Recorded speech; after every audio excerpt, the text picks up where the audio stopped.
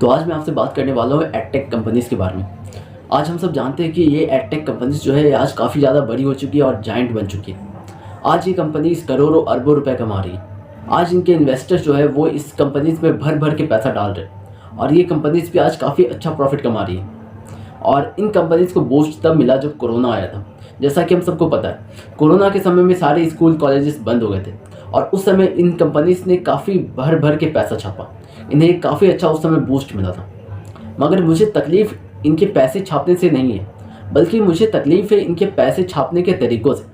ये बहुत सारे अनएथिकल ऐसे तरीके अपनाते हैं जिससे ऐसा लगता है कि इनका एम बस एक ही है कि साम दाम दंड भेद सब कुछ करके बस सामने वाले को लूट लेना है। मैं ये बात क्यों कह रहा हूँ, क्योंकि मैंने खुद एक एडटेक कंपनी में काम किया हुआ है और मैं इसके बारे में अच्छे से आपको बता सकता हूँ। आज मैं किसी का नाम नहीं लूँगा, मगर सबका आपको राज बताऊँगा कि सारी कंपनीज कैसे अपना प्रॉफिट कमाती है और कैसे इतनी बड़ी बनी। तो बात है 2021 की, जब मैंने अपना ग्रेजुएशन कंप्लीट किया था और हमारे कॉलेज में प्लेसमेंट्स बहुत सारे आ रहे थे और उसमें से सबसे ज़्यादा 90% प्लेसमेंट जो थे वो सेल्स एग्जीक्यूटिव के थे। और ऐसे ही एक नामी एडटेक कंपनी का भी प्लेसमेंट आया था।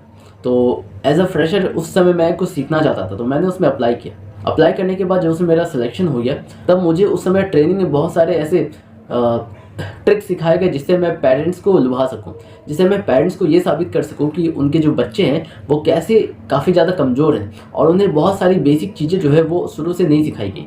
फॉर एग्जांपल हमें ये सिखाया गया कि जब हम टेबल्स हम सब ने बचपन में पढ़ा होगा 2 1 जा 2 2 2 जा 4, और इस टेबल में 2 1 जा 2 2 2 जा 4, तो इसमें जा कहाँ हम यूज़ कर रहे हैं।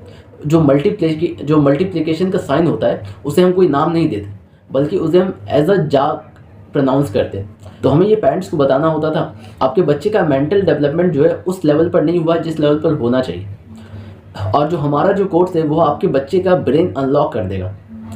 ये तो बस मैंने आपको एक ट्रिक बताई, ऐसे हमें बहुत सारे ट्रिक बताए जा रहे थे ताकि हम पेरेंट्स को उनके बच्चों के सामने ये बता सके कि आपके बच्चे अभी तक शुरू से कुछ नहीं सीख पाए और वो तभी कुछ सीख पाएंगे जब वो आप हमारा कोर्स लेंगे, आप हमारा कोर्स अपने बच्चों को दिलाएंगे तब। और पेरेंट्स को इतना ज़्यादा मजबूर किया जाता था, उन्हें बार बार हमें कॉल करना पड़ता था। और साथ में अगर कुछ पेरेंट्स अपने फाइनेंशियल कंडीशन का रीज़न देते थे तो हमारे पास ये ऑप्शन रहता था कि आप हमसे EMI ले लीजिए, आप जो हमारे पैसे हैं वो EMI में भी भर सकते हैं और किस्तों में भी भर सकते हैं। तो कुल मिलाकर के पेरेंट्स को भागने का कहीं ये कंपनीज मौका नहीं दिया करती थी। और जो इनके कोर्स होते थे ऐसा नहीं था कि काफ़ी ज़्यादा एडवांस लेवल के थे या इनके कोर्स में कुछ ऐसा होता था जो कि पहले से हमें नहीं पता होता था। सारी चीज़ें होती थी जो हमें बहुत जगह से मिल सकती थी। अगर आपको गूगल सर्च या फिर यूट्यूब सर्च अच्छे से करना आता है तो आपको इस कोर्स की कोई ज़रूरत नहीं रहेगी। खैर मैंने बस वहाँ पर एक ही महीने जॉब किया, उसके बाद मैंने वो जॉब छोड़ दी। वो इसलिए क्योंकि हमें एक टारगेट दिया जाता था कि हमें कम से कम एक मंथ में हमें इतने सारे पेरेंट्स से सब्सक्रिप्शन दिलवाना है कंपनीज़ को, और जैसे ही कंपनीज़ का फ़ायदा होगा वो हमारा भी कुछ फ़ायदा कराएंगे। ऐसे काम करता है सेल्स एग्जीक्यूटिव का जॉब। और लगभग हमें जितने भी प्लेसमेंट मिल रहे थे सबके सब ऐसे ही थे, सबके सब सेल्स एग्जीक्यूटिव के ही जॉब थे। आपको सब में अपना जो कंपनी का जो फ़ायदा है वो आपको एक लिस्ट दी जाती थी जिसमें बहुत सारे लोगों के नंबर होते थे और आपको आपके जो कंपनी की जो प्रोडक्ट है उसे सेल करवाना रहता था। अगर आपने बहुत सारे कंपनी के प्रोडक्ट्स बिचवा दिए तब आपको वो लोग अच्छे खासे पैसे देते थे, और अगर नहीं बेच पाते तो आपको वहाँ से निकाल दिया जाता। एडटेक्स कंपनीज़ के साथ भी सेम यही सिनेरियो है। नाम मैं किसी का यहाँ पर लूँगा नहीं, मगर आप खुद समझदार हैं, आप खुद समझ सकते हैं कि मैं किसकी बात कर रहा हूँ। छोटे छोटे बच्चों को टारगेट किया जाता है इन कंपनीज़ के द्वारा कि आपके बच्चे जो है वो बहुत बड़े वाइट हैट हैकर बन जाएंगे, बहुत कुछ आगे जाएंगे, आपके बच्चे एलोन मस्क बन जाएंगे, आपके बच्चे मार्क ज़करबर्ग बन जाएंगे। नो डाउट कि अगर कोई बच्चा शुरू से कोडिंग में ध्यान दे, प्रोग्रामिंग में ध्यान दे, वो कल का मार्क ज़करबर्ग या एलोन मस्क बिल्कुल बन सकता है। मगर कोडिंग कोई एक दिन की या एक महीने की सीखने की चीज़ नहीं है।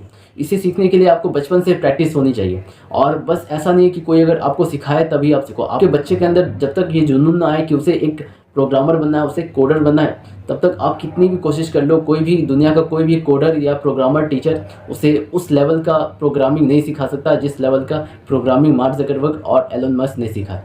क्योंकि उन लोगों ने भी सीखने से पहले अपने दिमाग में जिज्ञासा को जगाया था। और किसी भी चीज़ में अगर बच्चे की क्यूरियोसिटी जाग जाती है तो उसे इस फील्ड में सक्सेसफुल होने से कोई रोक नहीं सकता। आज का जब मैं ये सिनेरियो देखता हूँ तो मुझे काफ़ी ज़्यादा दुख होता है कि आज बस एडटेक्स की ही मैं बात नहीं करूँ, बाकी जो प्राइवेट स्कूल से कॉलेज है उनकी भी अगर मैं बात करता हूँ तो वहाँ पर भी इतनी ज़्यादा फीस वो लोग लेने लगे हैं कि जो गरीब बच्चा है, जो गरीब तबके से आता है, बिलोंग करता है, वो तो शायद उस शिक्षा से वंचित रह जाएगा, उसे वो शिक्षा मिल ही नहीं पाएगी। तो कैसे हमारा देश आगे बढ़ेगा? मेरा ये मानना है कि पूरे भारत में एजुकेशन का लेवल एक होना चाहिए और जो उसके लिए पैसे दिए जाते हैं वो भी बराबर होना चाहिए, और वो पैसे की फ़ीस इतनी होनी चाहिए कि गरीब से गरीब और अमीर से अमीर दोनों वर्ग के लोग इसे अफोर्ड कर पाए। तभी हमारा देश जो है आगे बढ़ सकता है। वरना जो अमीर लोग हैं वो तो अपने बच्चों को अच्छी शिक्षा दिलवाएंगे, मगर जो गरीब लोग हैं वो लोग कैसे इतने पैसे खर्च कर सकते हैं? हमारी भारतीय संस्कृति शुरू से हमें ये सिखाती है कि ज्ञान का कोई मोल नहीं होता, ज्ञान देने वाला सबसे बड़ा होता है, और ज्ञान जिससे मिले वो उसका गुरु बन जाता है। और इस ज्ञान को आज बेचा जा रहा है, करोड़ों में अरबों में खेला जा रहा है इस ज्ञान को। यही कारण है कि आज जो गरीब तबके का बच्चा है वो अपने सपने पूरे नहीं कर पा रहा है, क्योंकि वो भला कहाँ से लाखों करोड़ों रुपए ला करके अपनी बड़ी बड़ी डिग्री हासिल कर पाएगा। और एट द लास्ट मैं यही कहना चाहूँगा कि अगर आपको धंधा करना है तो आप दूसरे फील्ड में धंधा करके कीजिए, क्योंकि एजुकेशन का जो फील्ड है उसमें बच्चों का भविष्य बनता है। आप इस बात को समझिए कि कोई अगर एक बच्चा शिक्षित हो जाता है तो उसकी आने वाली पूरी की पूरी पीढ़ी सुधर जाती है। तो अगर आपको धंधा ही करना है तो आप दूसरे फील्ड में जा सकते हैं, कम से कम आप इस फील्ड को छोड़ दीजिए जिससे हमारे भारत का भविष्य बनता हो। उम्मीद करता हूँ कि आपको वीडियो पसंद आया होगा। मिलते हैं किसी दूसरे वीडियो में।